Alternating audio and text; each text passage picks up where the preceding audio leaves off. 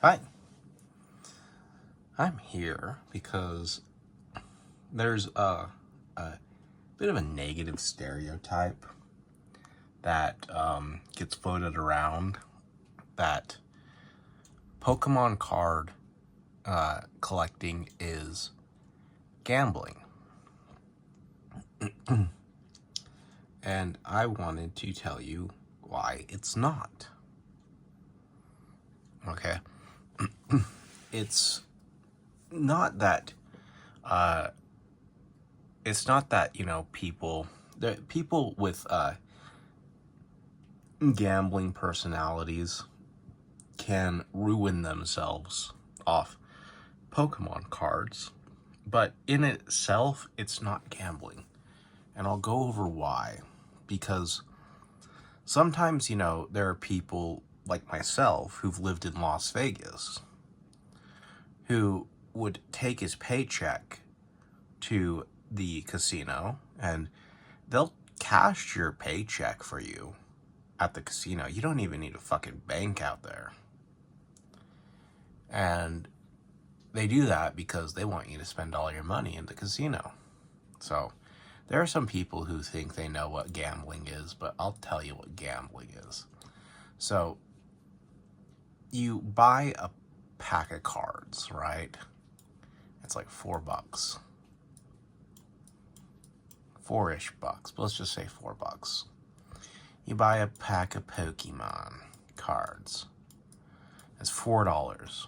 You open those pack of Pokemon cards, and they could be like $1 worth of cards. It could be worth like 2 or even 3 or even 10, or in some rare cases, especially with modern cards nowadays, you can get them for you can get like $100 card. Wow. So you can take $4 and you can open up a pack of cards and get like $100 card. Now, there are no guarantees that you're going to get that $100 card. Now, this is why it's not gambling. If you don't get that $100 card and you just get a dollar card, all hope is not lost because people are so fucking small-minded. Okay, so you open up a pack and you get a dollar card. All you get is a fucking reverse holo.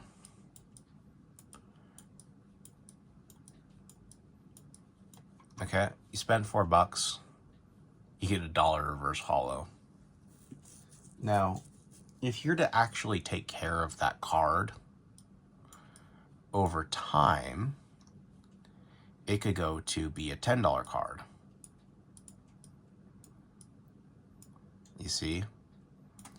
What was once you spending $4 and losing $3, you now all of a sudden have +6. And the determining factor was just time.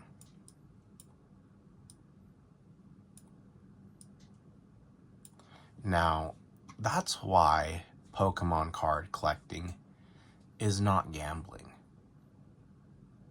It's not. There is risk involved in this. You could get like I said, you can get like a $100 card, or you can get like a $1 card. But it's how you play the game. And some people don't have patience to wait to save their cards and to preserve them so that they become something. You're wasting your money and getting nothing out of it is your fault. Your fault. Ugh. Okay. So, when you go gambling, you go over and here's the blackjack table. And here's the guy sitting in the back. The house always wins. The house always wins. And he's got a big ass smile because he knows you're a dumbass. And here you are. Now, I didn't lose a lot of money gambling because I was just hanging out with friends and having a good time. So I'm kind of smiling, like, oh, at least I'm, having a good time. I got some alcohol and whatever.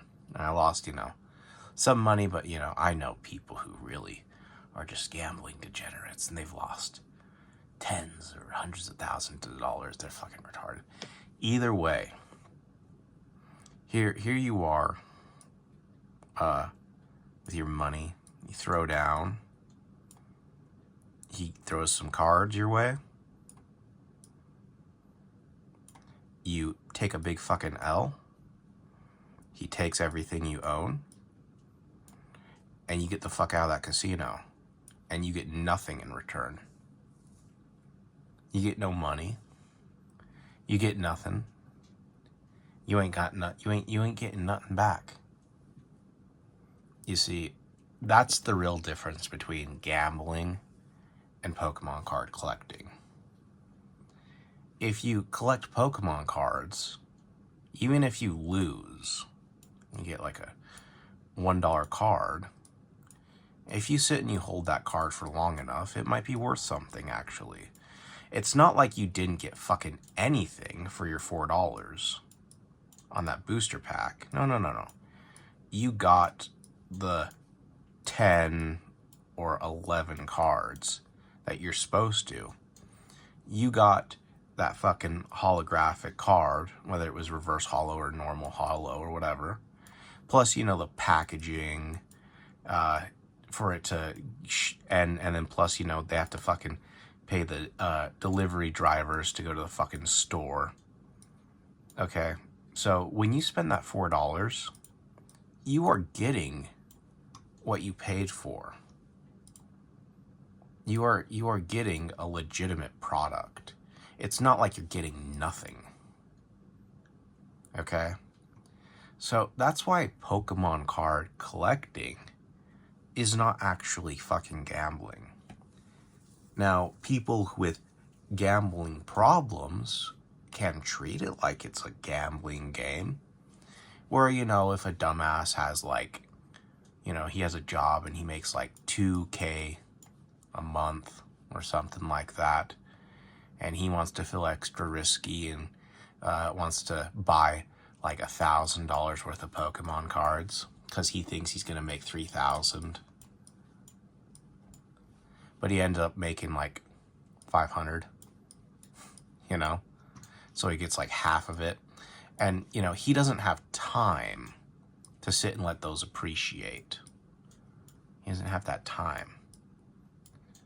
So he then all of a sudden freaks out and he needs to make a sell, and he needs to sell them fast, or else his fucking dumbass ain't paying rent because he already spent $1,000 fucking dollars. So that's how people are gambling.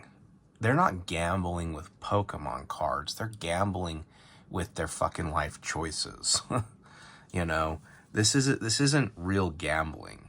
Real gambling, they'll take all your fucking money, and all that's going to be left is the air you breathe as you walk out that fucking door.